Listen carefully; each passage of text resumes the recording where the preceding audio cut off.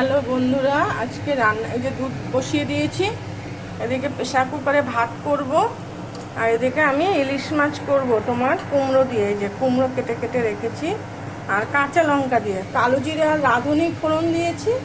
এবার মাছগুলোকেও ছেড়ে দেবো। মাছগুলো ফ্রিজে ছিল তো, এই জমে গেছে, সব ছেড়ে যাবে। ওটা মাছের মাথা দিয়ে দিলাম, এই পাশ দিয়ে এই কুমড়োগুলো দিয়ে দেবো। তোমার যেহেতু অল্প মাছ তো অসুবিধা হবে না কোনো, আশা করি। আর বেশি হালকা ভেজে এক পুরোই করবো এটা রান্নাটা। এবার এটা একটু ভাজা হোক, একটু ঘুরিয়ে দেয়, কড়াইটা একটু নেড়ে চেড়ে দেয় যাতে মাছটা লেগে না যায়। এই রান্নাটা খুব একদমই মশলা লাগে না, শুধু ফোড়ন দিয়ে রান্নাটা হয়।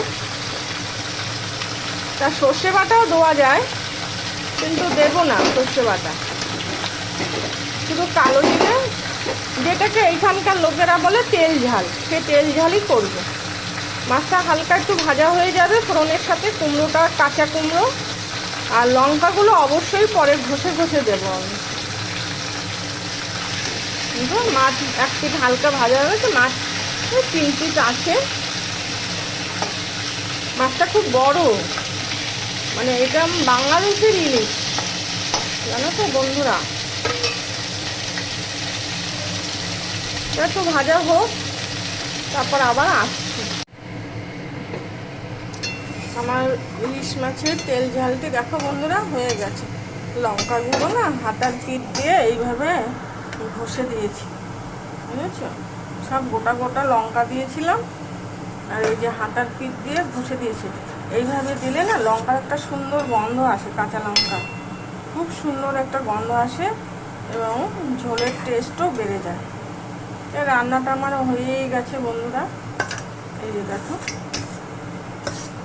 এবার সামান্য ঢেকে দেবো, আর নুন মিষ্টি চেখে দেখলাম মোটামুটি সব ঠিক আছে।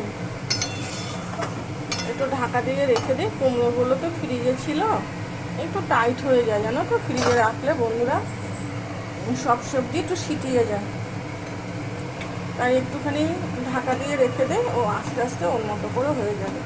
আর এটা গতকালের ডালটা গরম করে রেখে দিচ্ছি, ঢাকা দিয়ে রেখে দিলে বেশ সুন্দর উপরে তেলটা ভেসে উঠবে, আর বেশ খেতে ভালো লাগবে। মাছটাও সিদ্ধ হয়ে তো গেছে, ইলিশ মাছ তো আর সময় লাগে না বন্ধুরা, বেশি একদমই সময় লাগে না বন্ধুরা রান্না করতে। তো ব্যাস, আপাতত আজকে এই রান্না হয়েছে, আর বিশেষ কিছু রান্না নেই। গতকালের অনেক কিছু রান্না রয়েছে বন্ধুরা, সেই জন্য আজকে আর বেশি কিছু করছি না। সবাইকে টাটা, ঢাকা দিয়ে রেখে দিই রান্নাটা।